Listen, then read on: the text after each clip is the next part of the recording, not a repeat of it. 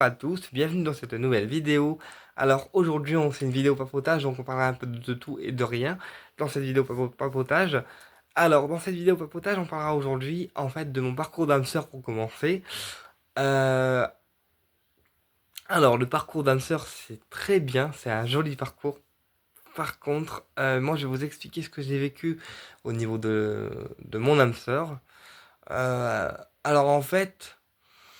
Voilà, j'ai toujours été un médium qui était intéressé par les techniques de soins énergétiques, par les techniques alternatives, douces, comme le Lao Chi, comme le triangle d'or d'Isis, par les techniques de soins énergétiques alternatives qui permettent en fait un mieux-être pour nous, pour notre santé, notre énergie, etc. J'avais un professeur à l'école qui s'appelait Olivier Le Prince, enfin, qui s'appelle toujours parce qu'il est toujours vivant, qui s'appelle Olivier Le Prince, et comme j'ai expliqué dans d'autres vidéos précédentes, il s'avère que c'est mon âme sœur. Voilà, pour quelle raison, j'en sais rien. Me demandez pas, c'est pas moi qui choisis mon âme sœur. D'ailleurs, voilà, personne ne choisit son âme sœur, c'est les guides qui le choisissent à votre place. Donc c'est mon âme sœur depuis 6 ans. Et en fait, lui, il est anti-spiritualité. Mais quand je te dis anti-spiritualité, c'est genre... genre... Enfin voilà, il croit en rien, genre. Et je pense que le jour où je l'aurai en voyance, je vais halluciner en fait. Mais donc du coup voilà. Et moi en fait, j'étais très branché en fait spiritualité. Euh, et comme Olivier c'était mon prof de maths, et ben en fait à l'école, je le croisais souvent pour ses cours, pour ses révisions, etc. Mais j'étais très branché Reiki, très branché énergie. Et en fait, quand j'ai compris le lien qui m'unissait à lui, j'ai... En fait, moi, je l'ai compris, mais je suis quelqu'un qui est très éveillé, tu vois. Je suis une vieille âme qui est vachement éveillée, qui est vachement... qui comprend très vite les choses et qui comprend très vite ce qui en est, tu vois. Et en fait, moi, j'avais ce côté un peu... j'ai toujours, j'ai toujours ce côté très impulsif, très... voilà. Quand il y a un truc que je veux faire, en fait, je fonce, tu vois. Je fonce, pas de questions, pas de pourquoi, comment, ni comment je vais faire, etc. Je m'en bats les couilles, je fonce, tu vois. Et ça, c'est moi, en fait. Hein. Ça, c'est tout moi. Et en fait, j'ai foncé. Mais en fait, j'ai pas avoué tout de suite que c'était mon âme sœur. J'ai attendu un petit temps pour voir si la connexion énergétique était toujours aussi puissante. Et à chaque fois que je voyais cette personne, c'était comme si mon cœur se décollait en fait. Mais vraiment, hein, t'as le cœur qui se décolle et tu comprends rien et t'es scotché à ton fauteuil, quoi. Tu vois ce que je veux dire? Donc ça m'a fait un peu cet effet-là. Et je me suis dit, putain, là, il y a un problème. À chaque fois que tu le vois en cours, ça te fait cet effet-là. Et j'ai dit, c'est quand même pas normal. Et en fait, les guides m'ont dit après que c'était mon âme sœur. Sauf qu'en fait, lui, comme il n'est pas aussi ouvert que moi et aussi réceptif que moi, et ben c'était vachement compliqué de gérer le lien entre lui et moi parce que en fait, je suis quelqu'un qui garde tout pour lui, qui n'exprime rien, ni ses peurs, ni ses peines, ni ses craintes, ni rien. Voilà, pour moi, tout va toujours bien et tant que tout le monde pense que je vais bien, c'est le principal, tu vois, c'est un peu ma devise. C'est-à-dire que je ne montre jamais quand je vais mal. Quand je vais mal, je le montre jamais. Tu vois, je dis jamais, bah, je vais mal, ça va pas, je suis stressé par rapport à ça et ça, je suis angoissé. Non. Moi, je suis quelqu'un qui positive toujours et qui ne dira jamais quand il va mal, sauf à mes proches. Hein. Et en fait, voilà, c'était assez compliqué parce que quand tu vois quelqu'un tous les jours, que tu le kiffes et que en plus tu sais que c'est ton âme sœur, crois-moi, crois-moi que c'est chaud. Franchement, c'est chaud de ouf, d'accord? Et moi, en fait, voilà, j'avais beaucoup de mal comment? À être avec lui parce que je savais que le cœur allait se décoller, que lui n'était pas réceptif et que moi, j'étais un peu là dans mon coin à morfler tout seul. Tu vois ce que je veux dire? Et donc, comme je suis quelqu'un qui est assez volontaire, et ben en fait, je me suis formé à des techniques de soins. Des techniques de soins comme le Reiki, comme le Lao Chi, comme le triangle d'or, en me disant, bah écoute, ça va t'aider en fait, ça va t'aider à un peu lâcher prise, à un peu accepter le lien et puis travailler sur toi. En fait, j'ai passé mon niveau de Reiki 2. Alors Reiki 1, Reiki 2, les gars, je vous jure, j'ai pleuré ma race. Parce que en fait, je vous explique. Euh, quand j'ai fait mes traitements de Reiki, donc les traitements de 21 jours qui sont les traitements à faire pour chaque technique de soins énergétique, j'ai fait des 21 jours de soins. Sauf qu'en fait, comme dans le Reiki 2, il y a le symbole du cœur qui est tracé au niveau du cœur et sur chaque zone du corps, d'accord? Eh bien, en fait, comme le symbole cœur est tracé sur chaque zone du corps, eh bien, en fait, ça a encore plus activé l'amour que je lui porte. Donc, on va dire que ça m'a aidé parce que ça m'a libéré des émotions qui étaient cristallisées par rapport au lien. Mais par contre, en fait, l'amour était encore plus renforcé, était encore plus présent. Tu vois ce que je veux dire? Donc, en fait, je t'explique pour te donner un petit peu le topo de par où je suis passé. Euh, En fait, à chaque fois que j'étais en cours avec lui, j'étais très bien. J'étais très bien. Plus envie de partir, plus envie de partir de cette pièce tellement tellement j'étais bien. Par contre, une fois que je rentrais à la maison sans lui, c'était vraiment, je pleurais ma race pendant au moins 2 heures, hein. Mais vraiment, hein. Alors, pleurer en silence, mais je pleurais ma race pendant 2 heures, au moins. Tu vois ce que je veux dire? Parce que quand tu gardes sur toi un lien qui est un lien d'âme sœur qui est quand même costaud et que tu dis rien parce que tu sais que la personne n'est pas ouverte et que en fait tu peux pas trop lui dire parce que sinon il te prend pour un dingue, d'accord? Et ben en fait au bout d'un moment quand tu rentres chez toi et que tu rentres des cours, bah tu craques parce qu'en fait t'en peux plus quoi de garder tout ça pour toi et tu peux plus. Et c'est ce qui s'est passé durant 2 ans, j'ai craqué mais de ouf. C'est-à-dire que chaque jour je rentrais des cours et je craquais dans mon lit tout seul le soir parce que j'en pouvais plus en fait. Et comme je suis quelqu'un qui garde beaucoup de choses pour lui, qui ne dira jamais s'il va bien, mal, s'il est voilà, stressé, angoissé et tout, et ben j'ai fait ça pendant 2 ans. Jusqu'au jour où je me suis décidé à dire que qu'il était mon âme sœur et que de toute façon je l'aimais voilà comme quelqu'un peut aimer quelqu'un, tu vois ce que je veux dire. Euh, et en fait, il a complètement refusé le lien. Et c'est ce qui explique que maintenant, à l'heure d'aujourd'hui, j'ai des souffrances qui sont présentes, que je fais beaucoup de crises d'angoisse aussi parce que je suis quelqu'un qui a pris sur lui pendant ce lien, enfin pendant cette période-là. Et du coup, vu qu'il a refusé en fait le lien de l'âme sœur, j'ai développé après des crises d'angoisse, des crises de stress, des crises de stress et aussi des soucis de sommeil. Donc ça, c'est pour vous dire que chaque chose qu'on vit dans la vie terrestre peut déclencher des pathologies pas très cool, comme le manque de sommeil, comme les crises d'angoisse, comme les crises de stress, etc. Tu vois, donc c'est un peu pour te raconter une passade là où je suis passé. Donc à l'heure d'aujourd'hui, Olivier et moi, on est en contact encore parce on a encore nos numéros respectifs. Mais par contre, Olivier, c'est quelqu'un qui est il se ferme à moi, on dirait que je l'effraie en fait, tu vois ce que je veux dire? Dans le sens où je suis quelqu'un qui est lumineux, quelqu'un qui est gentil, quelqu'un qui est sympa, et lui en fait il est sympa, mais il développe des peurs qui sont pas nécessaires, et pour lui c'est des barrières en fait, tu vois, et tant que ces barrières-là ne sont pas franchies ni guéries, et ben en fait voilà, le lien ne pourra pas se faire. Mais moi, je suis quelqu'un de cash, hein. Je lui ai dit carrément, écoute, je te kiffe, tu sais quoi, rien à foutre, je te le dis, t'en fais ce que t'en veux. Voilà. Et bref, voilà. Donc ça, c'était pour te raconter par rapport aux âmes sœurs.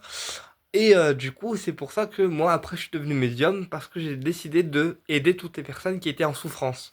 Tu vois, donc souffrance par rapport à un deuil, souffrance par rapport à l'image de soi, par rapport à une problématique en particulier, parce que je me suis dit, bah écoute, toi, t'as morflé par rapport à ton âme sœur, mais bien morflé, hein, c'est truc de ouf, hein. J'ai fait un burn-out spirituel à cause de ça. J'ai morflé ma race pendant 2 ans, mais morflé de ouf. Et c'est pour ça que je suis venu en aide aux gens pour pouvoir aider les gens à aller mieux à travers des techniques de soins énergétiques que j'ai du coup euh, réenclenché avec des soins, des stages d'initiation, et puis ensuite les messages médiumniques qui sont venus en complément. Tu vois ce que je veux dire? Parce que quand tu morfles en fait toi-même, d'accord, tu sais ce que c'est la souffrance et tu sais ce que c'est de morfler par rapport à ton handicap et par rapport là à cette âme sœur en l'occurrence. Donc tu ne peux que après aider les autres. Tu vois, choisir d'aider les autres. Donc après, voilà, pour moi aider les autres, c'était C'était une évidence parce que je me suis dit, bah écoute, t'as morflé, tu sais ce que c'est le handicap, tu sais ce que c'est de souffrir. Donc je pense qu'en aidant les autres, tu vas délivrer beaucoup d'âmes, délivrer beaucoup de personnes et puis finalement amener un mieux-être aux personnes. Donc le mieux-être que toi-même, tu n'as pas eu. Tu vois ce que je veux dire? Donc c'est assez, voilà, c'est le cordonnier le plus mal chaussé, mais c'est comme ça. Donc, c'est pour ça que j'ai délivré des messages à des personnes vivantes de leurs défunts pour amener un mieux-être et leur permettre à eux de faire leur deuil, voilà, et pouvoir aller mieux plus tard, leur permettre d'avancer. Et idem pour les soins, c'est pour ça que j'ai décidé de faire des soins énergétiques et des initiations pour permettre aux personnes qui veulent s'éveiller à des soins énergétiques, à des techniques énergétiques de pouvoir s'auto-guérir. Et c'est pour ça qu'après j'ai développé le côté enseignement pour pouvoir permettre aux gens d'avoir un outil dans les mains et s'en servir à bon escient et puis surtout se guérir soi-même, d'accord? Alors, bien sûr, les techniques de soins énergétiques ne remplacent pas une technique, enfin les médecins, hein, les médicaments, les médecins, les hôpitaux, mais ça permet en fait d'avoir un mieux-être énergétique, d'accord? Et les médicaments et les médecins complètent en fait le bien-être physique. D'accord? Dans le sens où ils guérissent le corps grâce aux médicaments. Mais l'énergétique permet déjà d'avoir un premier mieux-être, d'accord, pour vous. Et donc c'est pour ça que depuis 6 ans maintenant, j'ai décidé de délivrer les gens, de les aider, d'enseigner, de transformer leur vie aussi pour certains, de les guérir pour certains aussi, ça dépend de ce que les gens ont. Après, quand on est guérisseur et médium, on ne se prétend pas guérisseur, mais on dit qu'on est canal d'énergie. On canalise l'énergie de soin, on la redonne au receveur pour pouvoir qu'il se guérisse lui-même, d'accord? Mais nous, on est canal de lumière. Et ensuite, on redonne l'énergie au receveur pour que le receveur se guérisse par lui-même. Tu vois ce que je veux dire? Mais c'est ce qui m'a motivé en priorité à faire le bien autour de moi. euh, Parce que ben, j'ai assez morflé en fait. En fait. Et maintenant j'ai envie enfin j'ai toujours eu envie de faire le bien autour de moi. Et j'ai envie maintenant que cette vie soit dédiée aux personnes, que ma vie soit dédiée aux personnes qui veulent obtenir un mieux-être. Voilà, c'est pour ça que mes tarifs de formation et de consultation ne sont pas hauts, parce que je préfère avoir des tarifs qui sont très bas mais accessibles à tout le monde, d'accord, que des tarifs de ouf, d'accord, et que finalement personne ne puisse venir te consulter. Tu vois ce que je veux dire? Donc voilà, j'ai préféré faire des tarifs abordables pour que les personnes puissent venir me consulter en toute sérénité, en toute sécurité, euh, plutôt que des tarifs trop hauts et finalement que ça freine euh, des personnes qui en auraient peut-être besoin. Tu vois ce que je veux dire? Voilà. Euh, donc voilà pourquoi j'ai décidé de devenir médium et de transmettre mon savoir maintenant, aujourd'hui sur la chaîne, parce que bah, la souffrance je connais, et moi je suis une personne qui ne supporte pas les injustices, qui ne supporte pas de voir quelqu'un souffrir, qui ne supporte pas de voir une personne mal, voilà, et j'ai toujours été présent pour aider cette personne, même s'il fallait y passer des heures, des jours en soins, euh, eh bien j'ai toujours été présent pour aider les gens. Et je trouve que ce qu'il y a de bien dans mon métier, c'est que en plus tu aides les gens à aller mieux et en plus ils te le rendent. Tu vois ce que je veux dire? Voilà, parce que dans des métiers plus civils, t'as des gens qui sont ingrats, des gens qui pensent qu'à leur propre gueule et qui ne te le rendent pas forcément bien. Alors que dans ce métier de médium et de thérapeute, les gens te le rendent automatiquement, même si tu leur demandes rien, tu vois, même si tu leur demandes rien, eh bien les gens te le rendent parce que ben voilà, tu les as libérés, tu les as sauvés, tu les as aidés, donc les gens te le rendent automatiquement.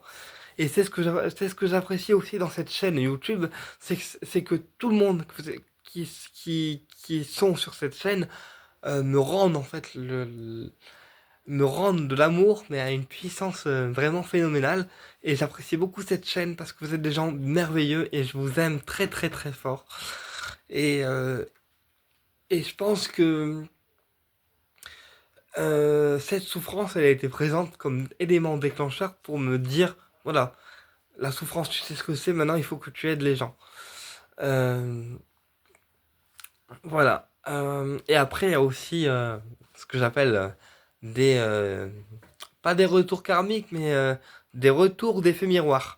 C'est-à-dire que, bon, voilà, mon âme sœur, ça s'est pas fait malheureusement, parce que, bon, bah, il est ce qu'il est, il est très terre à terre, très cartésien, très... Voilà. Et en même temps, il a une meuf très casse-couille, très... très... très pète bonbon, tu vois, donc ça peut pas trop l'aider non plus, mais bon, bref. Mais voilà, après, ce que j'appelle le retour d'effet miroir, c'est-à-dire que quand tu crois avoir oublié une situation, quand tu crois avoir fait le deuil d'une situation particulière, il y a toujours quelque chose qui revient dans ta vie et qui te rappelle que, en fait, les souffrances que tu as voulu enfouir et oublier, elles sont toujours présentes. Donc, sur le coup, quand ça t'arrive, d'accord, pour l'avoir vécu personnellement, euh, quand ça t'arrive, t'es pas très en joie en fait. Tu fais pas trop malin parce que tu te dis putain, je pensais avoir oublié cette souffrance-là et en fait elle est toujours là. Tu vois ce que je veux dire? Et c'est là que tu te rends compte qu'en fait t'as peut-être pas bossé la blessure suffisamment pour pouvoir la libérer. Donc quand l'effet miroir arrive par rapport à la situation que tu croyais avoir libérée et qu'en fait ben c'est toujours là, c'est pas très glorieux. En fait, mais c'est ce qu'on appelle l'effet miroir, dans le sens où quelqu'un vit la même situation que toi pour te rappeler que toi-même, t'as pas guéri tes blessures à, au niveau maximum, en fait, tu vois.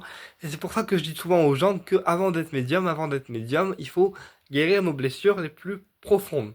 Donc aussi bien nos souffrances, d'accord, notre acceptation, que nos deuils, nos blessures, etc. Un exemple, moi avant d'être médium, il a fallu que j'accepte en fait la médiumnité déjà de une, donc le don que j'avais, mais aussi l'homosexualité, qui n'est pas une chose facile à accepter. Bon, moi après, je suis quelqu'un d'assez simple en fait, hein. Bon, en étant plus petit, enfin plus jeune, je matais que les mecs déjà, donc c'était un peu un signe révélateur, tu vois ce que je veux dire. Mais l'homosexualité pour moi était plus simple à accepter que mes parents qui ont eu eux un peu plus de mal. Après, il a fallu que j'accepte aussi d'avoir certaines blessures, donc notamment celles liées à mon âme sœur, et puis celle aussi de ne pas être comme les autres, d'être handicapé, parce que quand tu es handicapé et que tu le vis constamment H24, je peux te garantir que c'est pas l'Amérique tous les jours, c'est pas tout rose, d'accord? C'est pas ouais, c'est pas tout rose quoi. Il faut que tu t'adaptes parce que tu vois les gens qui courent et qui marchent normalement, et puis toi t'es dans un fauteuil et puis bah tu te demandes un petit peu ce qui t'arrive. Et tu te demandes surtout si tu as mérité d'avoir cette maladie-là ou pas, en fait. Jusqu'à ce que tu comprennes qu'en fait, les maladies ne sont pas méritées, c'est juste des maladies qui sont présentes pour t'apprendre ben, l'expérience de la vie et t'apprendre certaines choses. Donc le handicap en soi a été bien vécu pour moi, même si au départ j'ai eu du mal à l'accepter, j'ai pleuré, voilà, je dis, bah, enfin j'ai beaucoup pleuré en fait, en me disant, bah en fait, pourquoi t'es comme ça, pourquoi les autres gens ils marchent et toi bah t'es dans un fauteuil et tu peux rien faire. Enfin tu vois, c'est toutes des choses que j'ai pensé, vécu et et en fait au début tu te demandes un peu ce qui t'arrive jusqu'à ce que tu comprennes qu'en fait la maladie est là pour t'apprendre quelque chose. Personnellement mon handicap certes il me diminue au niveau des jambes et au niveau des mains. Par contre au niveau de la cervelle, du cerveau et des dents, il explose en fait. Dans le sens où mes dons ils sont extrêmement puissants. Et rien que pour ça, je remercie les guides d'avoir donné cet handicap. Alors c'est très drôle ce que je vous dis, hein. Je remercie les guides de m'avoir donné cet handicap parce qu'en fait, sans cet handicap, j'aurais jamais eu ce don de communiquer avec là-haut, de délivrer ces gens. Et grâce à cet handicap, et ben en fait, je m'en sors bien, tu sais quoi. Enfin, je m'en sors bien. J'ai des dons de ouf. Je libère des gens. Je fais une chose que j'aime. Je suis pas dépendant je suis pas dépendant d'un patron. Et c'est mon propre patron. Je suis mon propre patron et au moins je fais ce que j'aime. Tu vois, parce qu'il y a des gens qui ont un travail civil, qui ont un patron qui leur casse les couilles et moi c'est pas mon délire. Moi je suis quelqu'un qui aime être indépendant. Et au moins, je me dis, ok, tu fais tes horaires, tu fais tes soins, tu fais tes trucs, et au moins, personne te casse les couilles, en fait. T'es dans ton coin, et voilà, en fait. Au moins, tu fais ce que tu veux. Donc, le handicap a été bénéfique pour ça, parce que, ben, en fait, il m'a rendu service. Comme quoi, voilà. Euh, et puis, et puis au niveau de l'âme, alors au niveau de l'âme, je sais déjà que je suis une vieille âme, parce que une vieille âme, c'est quelqu'un qui est jeune physiquement, mais qui est vieux à l'intérieur. Bah, c'est tout à fait moi en fait, parce que moi je suis quelqu'un qui est jeune physiquement, mais qui a tellement de connaissances à l'intérieur de lui que enfin, que je me considère comme étant une vieille âme, parce que je suis une âme qui date, bah, à mon avis, à mon avis, de très longtemps pour avoir autant de connaissances. Mais sachez que les connaissances que j'ai en moi, en fait, c'est des connaissances que j'ai bah, appris au fur et à mesure de mon expérience de vie, appris au fur et à mesure de ma pratique. Et dans la médiumnité, c'est pas des connaissances que j'ai lues dans des bouquins, que j'ai cherché à avoir, que j'ai cherché à creuser ou quoi sur Internet. Non, c'est des connaissances qui me sont venues de la part des personnes, des rencontres aussi que j'ai pu faire dans cette vie terrestre et qui m'ont apporté des connaissances, des initiations, des protections aussi. Voilà, mais chaque connaissance que j'ai, ça vient de mon propre vécu personnel. Euh, voilà. Donc c'est pour ça que je dis qu'avant d'être médium, avant de se prétendre médium, eh bien il faut en fait guérir des blessures anciennes, affectives, des blessures liées aux maladies. Et pour être sûr que quand on devient médium, d'accord, et qu'on se montre publiquement, on soit neutre, on soit un minimum en paix avec soi-même. Alors quand je dis en paix avec soi-même, c'est-à-dire réconcilié avec notre être complètement, et qu'on ne soit pas parasité par un deuil, parasité par des situations négatives, parce que sinon ça freine en fait notre médiumnité et enfin notre don plutôt, et vous allez penser trop aux situations qui vous accaparent, d'accord, sans prêter attention à votre propre don, ni ce qui se passe autour de vous. Voilà pourquoi il faut faire une guérison complète avant de devenir médium et de se prétendre médium et de se montrer publiquement. Même si chaque jour, on travaille quelque chose sur nous, d'accord? Le travail ne s'arrête jamais. C'est-à-dire que tous les jours, tous les mois, tous les semaines, on travaille quelque chose, on libère des émotions, on libère des choses. Mais quand je parle de neutralité au niveau de la médiumnité, c'est-à-dire que quand tu es médium, d'accord, tu dois libérer le plus gros fardeau que tu as en toi. euh, et tu dois aussi accepter toutes tes parts de lumière et tes parts d'ombre. D'accord? Et c'est comme ça qu'on deviendra un bon médium, puisqu'on aura accepté tout ceci. D'accord? Et après, on aura l'âme en paix, en fait. Tu vois ce que je veux dire? On se sentira en paix et on pourra délivrer des messages de paix et les messages viendront, en fait, naturellement, naturellement, de manière limpide. Voilà. Euh, Mais voilà, on n'est pas médium comme ça parce qu'on le décide, hein. C'est un parcours de vie qui se trace. On est fait pour ça ou pas, d'accord? On est fait pour ça ou pas, mais on n'est pas médium parce qu'on décide de le devenir. On a des épreuves, d'accord, qui nous dirigent vers la médiumnité, qui nous dirigent vers le côté spirituel, d'accord? Mais on est médium parce qu'on doit le devenir, d'accord? Pas parce on a décidé de l'être. Voilà. Bah écoute, j'espère que cette vidéo t'a plu et je te dis à très bientôt pour une prochaine vidéo et au plaisir de te retrouver.